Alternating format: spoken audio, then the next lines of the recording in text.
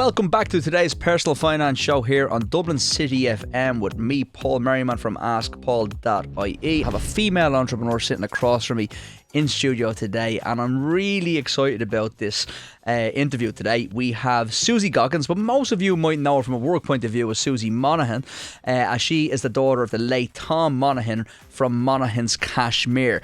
And Tom was one of Ireland's oldest retailers that was actually still working before he passed at almost 97 years of age. Susie, you're very welcome to the studio. You, Paul.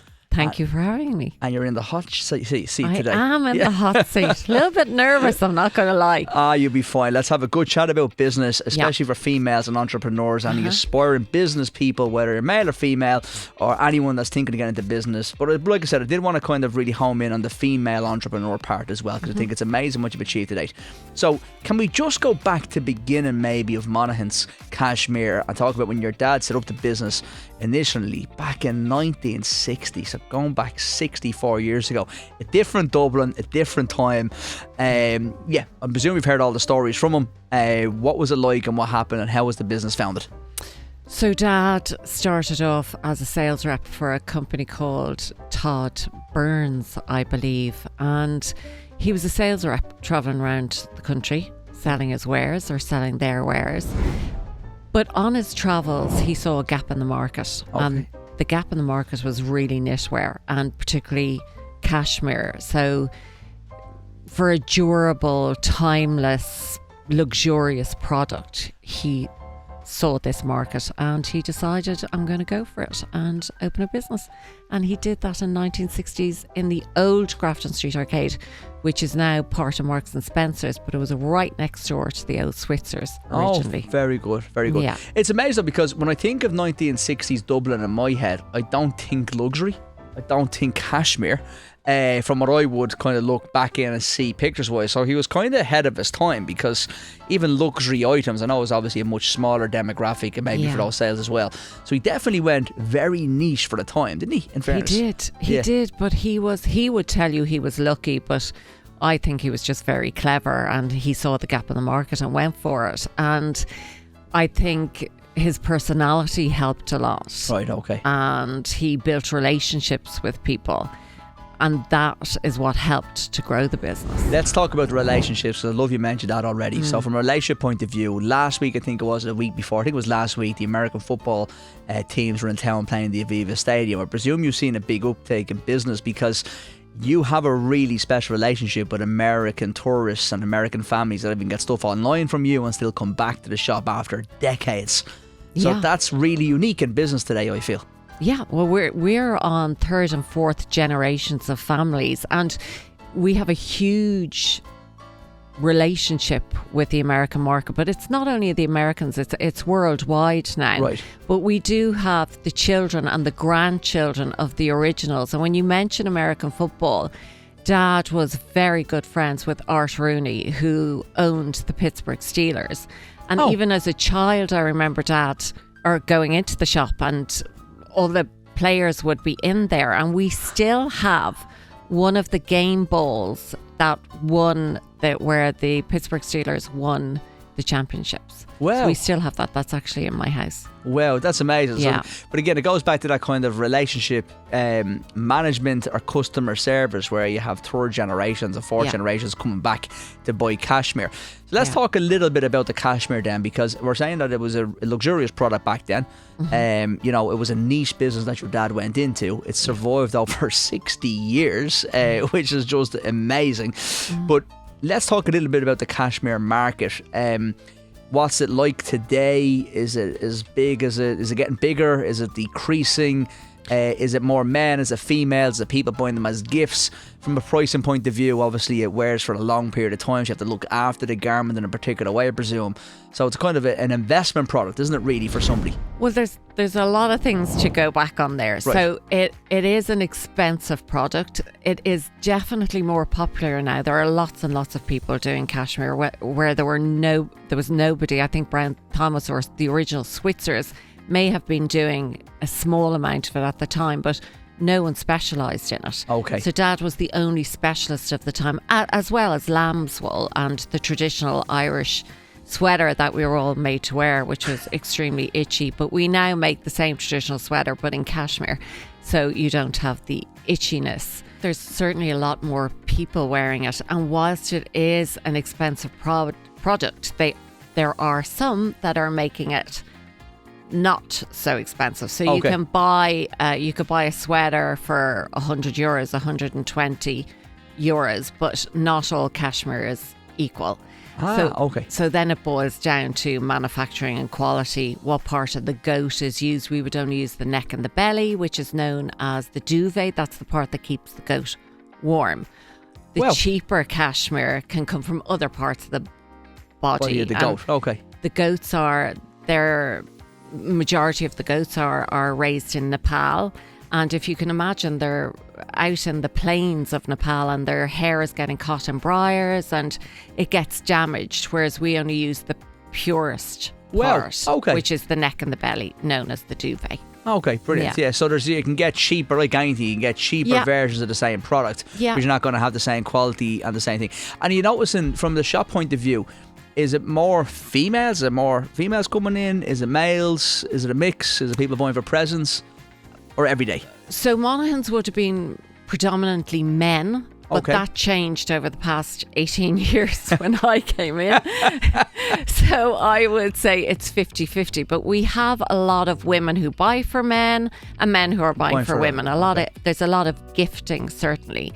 And I think as the cashmere has become more popular, our reputation has followed the popularity. Good. So I know a lot of the hotels would recommend their clientele to us because we sell a product that lasts. They can be proud of and they can stand over really as well for people. Right, absolutely. Okay. So that's kind of the past, talking about your dad setting up in the business back in the 60s. You mentioned, obviously, we were in the old Grafton Arcade. Yeah. You're now on South Ann Street. Yes. The move, when were the moves? So you went from you have three moves, didn't you? Yeah. So we went from the Grafton Street Arcade to the Hibernian Way, and we moved from the Hibernian Way 6 years ago. Wow, okay. So it was a hard time trying to find a premises because we had our lease was up, so whilst I was renegotiating within the lease, I wasn't happy to be in a mall because you are restricted by your opening and closing times. And we have customers that might come in at 6 o'clock, especially our tourists, and we will stay with the customers. So as long as the customer wants to be there, we won't walk away. Do in the mall because you had to get out. I never thought that was very difficult. So now we open when we like and we close when we like. Okay, very good. So Susie, I often hear you talking about different types of cashmere, actually different qualities of cashmere, which I wasn't aware of, to be honest with you. So what sets Monaghan's cashmere apart from maybe the competition that's in the Irish marketplace or the international marketplace today? So to simplify it, it's about manufacturing and yarn. Okay. So the goats produce the hair. Okay. Our manufacturers produce the yarn, or there are other manufacturers produce the yarn, and we will only buy the best available worldwide. Okay. Then it boils down to the manufacturing and how it's made. There are 18 people deal with one sweater before it is finished. It takes 18 hands on a sweater before it's actually finished. Wow. And that's the difference, and that's where the price comes into it. Certainly for Monaghan's. And our customers have grown with us and they know this about us and they know our quality. We expect a minimum of 10 years out of product, out of a sweater. Ultimately, you get longer. My daughter is wearing my mother's sweaters. That's amazing. And that's where that generational thing comes from, when people pass down the actual garment themselves. That's why you're having third and fourth generation families come in to buy off you again. Exactly. And when someone has passed away, customers have come into us and they said, I have all these sweaters and my dad's gone or my mom's gone, and I've shown them what I've done with ours. Like a very good friend of mine who was a wedding dress designer, Sinead McCarthy, she actually took all my mother's cardigans and made them into cushions. So each member of our family has a cushion of a cardigan belonging to my mum. But the quality is always going to be there. So it's just what you do with it. You make something that becomes an heirloom and a precious piece. But back then to then, that kind of difference is the quality that you're saying in the material that you're using, and you get a longer lifespan out of the manufacturing piece as well. Yeah. Where some people will like everything you buy. Some people will probably cut corners, make it a bit cheaper, make it, but it's not going to be, the yarn's going to be as good, and not going to get that longevity out of it. It's not going to have that quality. And the garment can be very gauzy. Gauzy means very light knit, whereas we like to have our tight gauges. Right, okay. Sometimes the sweater can feel actually quite hard, but that's not a bad thing. People think, oh, if it's hard, it's not cashmere, that's not good. That's not true. That's just actually to do with the gauge. Ah, okay, right. So that's really what sets you apart then, is that how you're picking the yarn, how it's getting manufactured, and that you want to have that longevity of the product for people. And we know our product. We know it. Which is quite important when you're in a niche market. Yeah. So talk about the run of the business, if you don't mind, for a second then, for people that are listening. So you were running the business before your dad sadly passed away. Yeah. But now you own the business.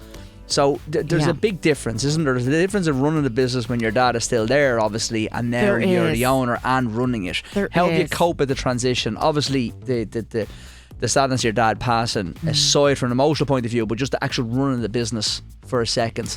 Well, I took over the business 3 years ago, but as you said, Dad was still there. So I kind of just still, you always had him to go and have a chat to, or if you were worried about something or had an issue with something, he was always there. Yeah. And since he's gone, obviously we don't have that anymore. So it's a huge transition, and I've very quickly had to grow up. I mean, in a year, I have completely changed.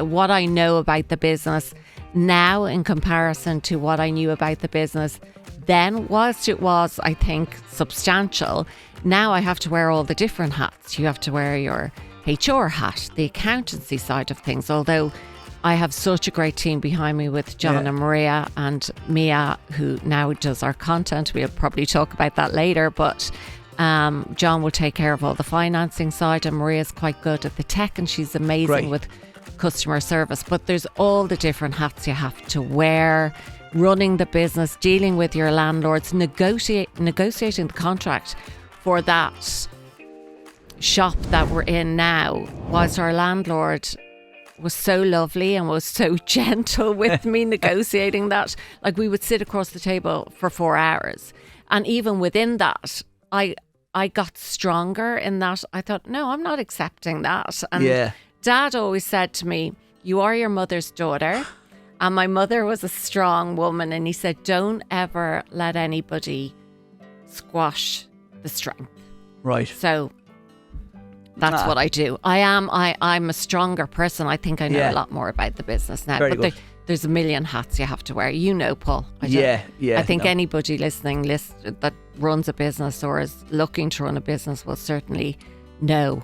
Learn pretty quick. They will know. I think that's the piece, that the learning quickly is what you need to do, really, isn't it? What you've probably managed to do quite successfully. And especially, it's never nice under the circumstances someone passing away where you're taking over the ownership as well. So there's always different. I think everyone always has a challenge in business to overcome anyway. But I think in my case, that was actually better, because now it took my focus elsewhere. I had to take control, and it's his legacy, and I have to protect that. So I became more determined, I guess. That's brilliant. Now, you mentioned content. Your Instagram page is very good, and you give a lot of really good content in relation to fashion for women.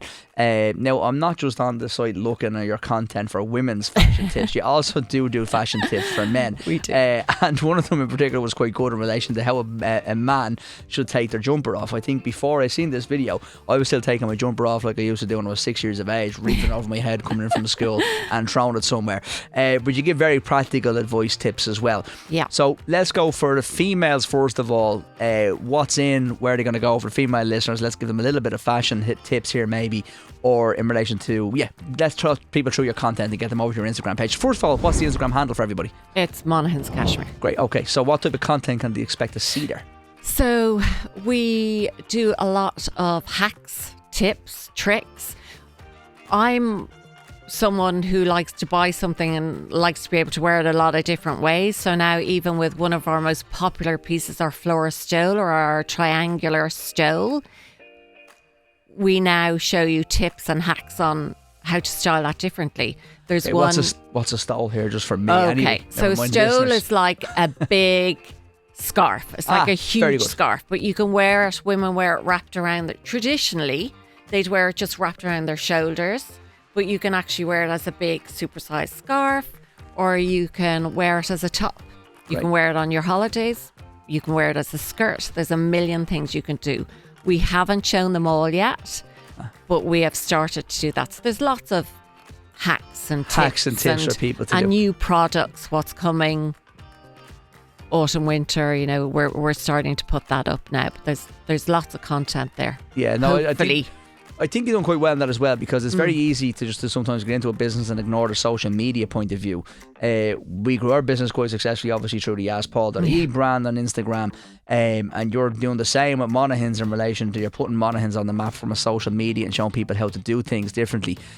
Do you like that side of the business more? I get the feeling you might do. I do like it. Yeah, you have to wear all the hats, I know, but I'm quite a creative person, so I love the creative side of the business. I hate the financial side of the business, but thank God I've got John and he takes care of that, and Eddie, my husband, also takes care of it. So I love the creative side. It's another one of those hats you have to put on. Yeah. You know, we're on TikTok. I've also just joined Threads. I don't know what that's about, and I don't even know. I don't know where to start with that. But for now, it's kind of TikTok, Facebook, and Instagram. So we're concentrating on that. But like I said, it's just another one of those. yeah, another one of the hats, but probably the more enjoyable for you. It when is. It comes It's to fun. the hats. And Mia, who's here with me today, she is amazing, and she does all our content, and we actually have great fun doing them. And We that's have great. such a laugh. You need to have a laugh when You you're do, in business. in you fairness. do. It is very, very important. Yeah. Susie, you have two children who I know, obviously, but let's talk through the daughter-mother relationship when you go into business, because I think it's really, really good to explore. Have you noticed a difference that becoming more into the entrepreneurial over the last 3 years, running Monaghan's Cashmere? Have you noticed anything that maybe Hayley's picked up off you from college or her own career? Because I think maybe typically speaking in the past it was very much fathers running business, sons taking over businesses. So what you've done being the daughter taking over the dad's business, not something you see every day. It's obviously way more common these days, but traditionally over the last 20, 30 years it wasn't usually what happened. So have you noticed anything that's changed, maybe talking business more or being involved in things? Yeah, we actually, well, Hayley, my daughter, our daughter works in London. She works for a tech company in London, and she works in luxury fashion within the tech company. So she learned a lot from that, I certainly hope. But I think her takeaway, and we were only talking about that, she flew home last weekend, and we were only talking about what she has learned or may have learned, and it's lovely to see in that she says she's learned about integrity, the ability to adapt quickly and pivoting. I'm always talking about pivoting. COVID, we had to do a massive 360. Hayley even developed a website for us. We didn't have a website before that, so she developed a website very quickly. So I hope she's learned integrity, how to take care of your customers, and staying true to herself and being a strong woman. Yeah. I do find I was lucky enough to grow up in a household where my dad had his own business, and I picked up a lot around the kitchen table around business, and I think that's what I was trying to get through at that point more than ever. So it's probably Ed Junior probably has the same thing to say as well. When you have parents that have their own businesses, you're listening to talk of the business in the evening time, and even though you might know what you're picking up, it's passing down. I think that's great, because I don't think there's enough emphasis on business in schools until way later in life. I think having that entrepreneur and all the things you've mentioned about the customer service and being able to pivot and handle different things on a daily basis, even if you're bringing some headaches back home with you, you're still showing that side to the business to the kids, which I think is brilliant. Yeah, we have very interesting dinner conversations, sometimes debates, I might add, but difference of opinions. But they're I'm very lucky. They're great kids, but they also said recently that how they feel they were so lucky, because when I had my children, I was in a very privileged position to be able to stay at home. Right. So they had me right up to second year, and then Dad had wanted a woman in the business because they were interested in doing more for ladies, so I went back in then. Great. But my kids needed me less. They were in afternoon activities and then night study and so on and so on. But it's actually one thing they said that they really appreciated, and how lucky they were that they were able to have us there. Yeah, that is great. And you did say it is a really lovely, it's a privileged situation to be in, to be able to do it. Very lucky. Yeah. I hope my kids get the same from the business piece of it. I hope when we have those conversations like about the Sarah, talk about the business and do that. Yeah. I do hope it kind of seeps in. I think that's really important part that people sometimes forget. When you're an entrepreneur, you own your own business and you're doing all this. Yes, it's the money. Yes, it's the success, and maybe a bit of ego in there when you're talking about running your own business as well. But it's that knock-on effect that you can have to your family and bring a different dynamic into it, which I do think is which is quite cool. And it's important for them to see the difficult times as well. So they do see you come home stressed, and you do sit around the table and you do talk about it. And it's important for them to see, I think especially this generation, that it's not all Instagram and sunshine and roses. Yeah. That's not life. Sometimes you do get no. Sometimes it is difficult, and sometimes you're under major pressure. But ultimately, the lovely, and hopefully everybody gets to do that, but they see, okay, there's a problem, they deal with it, and they've come out the other side of it. Yeah, you can see the other side. And I think that's important for Susie, kids to learn. I think it'd be silly of me not to mention the fact that, although I think talk about the American footballers being in town last week, were you jealous when you seen the cheerleaders out on the pitch? Because you used to be a cheerleader, didn't you? Oh God. I did back in the day. It's a long time ago. Okay, have I gone red now? No, not well that done, red. Paul. And Eddie, your husband, is an American football coach now, and he was a player. So you were the real kind of the American sweetheart couple, because you were the cheerleader and he was on the basket. But in Ireland. The American football team. In Ireland. But in Ireland and England. We also did it in the UK. But very good. Were you jealous? No. No? It's a lot of hard work. Is it? It's a lot of standing, dancing on the side of a pitch. It's cold in Ireland. It's miserable. It's raining. So it's not what it's the not film as glamorous. documentaries It's not make it out to be. everybody's. No, there's a big show now. Dallas cheerleaders. Right. It's not like that. I actually have heard that. Yeah. And they were bloody hard. Yeah, they you were watch very it. hard. Yeah. Yeah. Susie, you had to get the cheerleader in thing. Of course you did. Of course you did. Susie, it's been an absolute pleasure having you in studio today. Thanks a million for joining us and sharing everything with the listeners. It's really appreciated. Thanks, Paul.